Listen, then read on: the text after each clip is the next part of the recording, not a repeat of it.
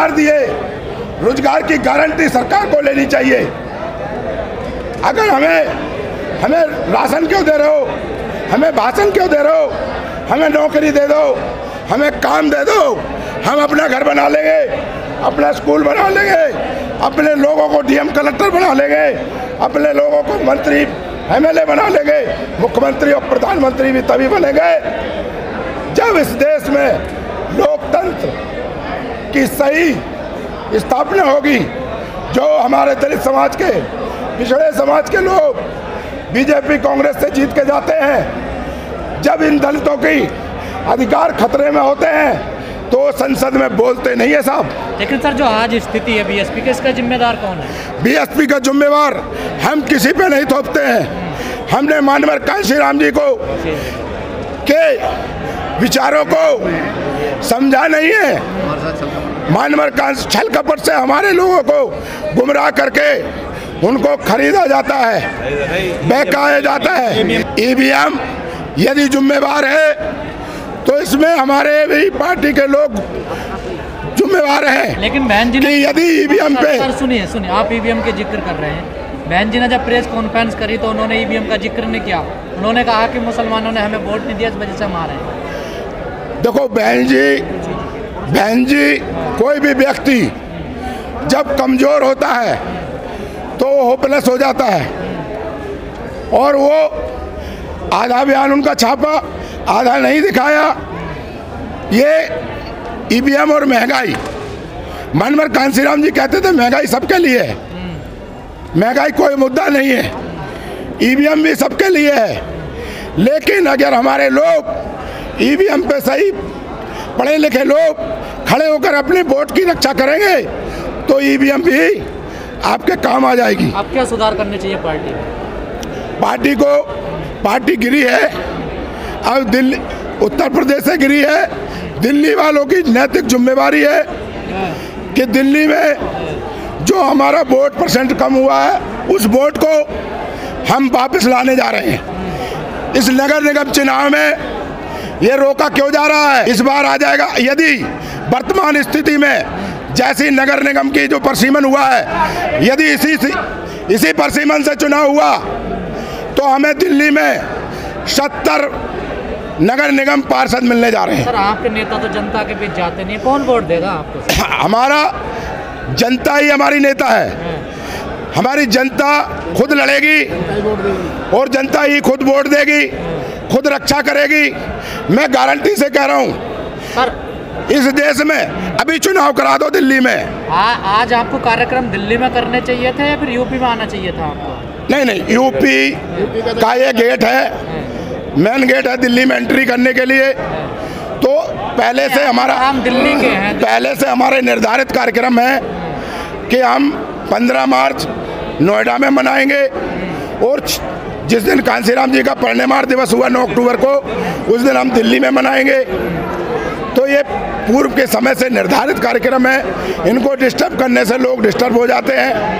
Sir कुछ लोग coordinator जो प्रभारी उन पे आरोप लगा रहे हैं कि इस स्थिति के जिम्मेदार वो लोग। देखो, कोऑर्डिनेटर का आरोप नहीं है, उनकी सोच में आरोप है।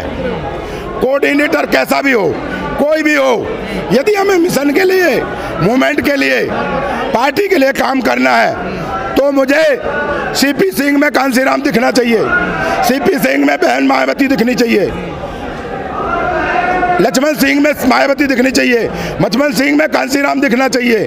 और जो हमारा नीचे से लेकर बूथ से लेकर के और सेंटर तक जो कार्यकर्ता है उसको अपने आप को कांशीराम और बाबा साहब अम्बेडकर समझना होगा, तब हम इस मिशन को। सीपी सिंह में दिखाई नहीं दिया आपको कांशीराम, वो तो कई सालों से हैं दिल्ली में। देखो ऐसा नहीं है, फौज लड़ती है, नाम सरदार का होता है। हमें दिल्ली के लोगों को, ग्रास रूट के लोगों को समझना होगा कि हम अगर पार्षद बना देंगे तो सीपी सिंह जी क्या करेंगे? उनको हटा थोड़ी देंगे। यदि हम एमएलए बना देंगे तो क्या सीपी सिंह जी हटा देंगे?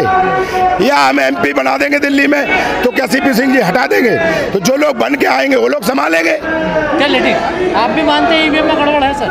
हाँ, ईवीएम में बहुत बड़ी गड़बड़ है, और इन्होंने परसेंटेज का एक आईना दिखा करके ईवीएम को पीछे की तरफ रखा है।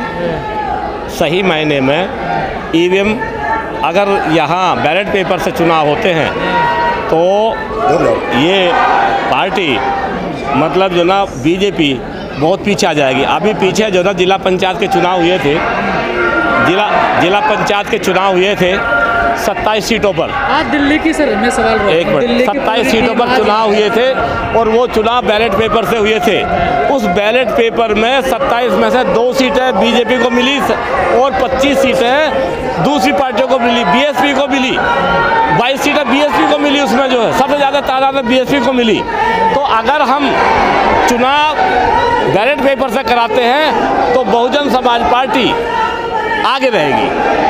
लेकिन सर अभी जिला पंचायत का चुनाव हुआ, यूपी में कुछ नहीं हुआ आपका? यूपी में बहुत कुछ हुआ, यूपी में काफ़ी सीटें निकली है बहुजन समाज पार्टी नंबर पर, तीसरे पर नहीं है। जो हमारे जिन लोगों को टिकट नहीं मिला वो दूसरी जगह जाकर के वो चुनाव लड़े। अच्छा, टिकट बंटवारे में दिक्कत होती है? टिकट बंटवारे में कोई दिक्कत नहीं है, लेकिन एक जैसे मान लो 10 आदमी खड़े हैं, अब टिकट तो एक आदमी को ही मिलना है। इसीलिए वो जो 9 आदमी बचे वो 9 आदमी दूसरी जगह जाकर चुनाव लड़े तो उनका अपनी पकड़ के आधार पर वो निकले, लेकिन वो थे बीएसपी के। तो इसलिए हमारा वहाँ 1000 आदमी वो जीता है। वो बिल्कुल ठीक है। और दरअसल क्या है कि हमारे लोगों को जब यही नहीं समझ में आता कि बहुजन समाज पार्टी किस पार्टी सर्व समाज की है, सर्व समाज के लिए पार्टी बनी है। और जिस तरह का ये जो मशीन है, जो ईवीएम का जो चक्कर है, ईवीएम के चक्कर के अंदर ही थोड़ा सा वो है। और दूसरा एक जो चुनावों के अंदर जो न्यूज़ चैनल है, न्यूज़ चैनलों का वही बहुत न्यूज़ वालों का भी गलत प्रभाव पड़ा है। जबकि यहाँ पर यूपी के अंदर का तो मैं बताता हूँ, यूपी के अंदर कहीं पर भी अखिलेश की सरकार का तो मतलब ही नहीं जो उसके सामने टक्कर ले सके। बीजेपी के सामने टक्कर ले सकती है। 22% का जो हमारा वोट है बहन जी की पार्टी टक्कर ले सकती है। अब इसमें जो मीडिया ने काम करा कि नहीं ये बहन जी नहीं आ रही, अखिलेश आ रहा है, तो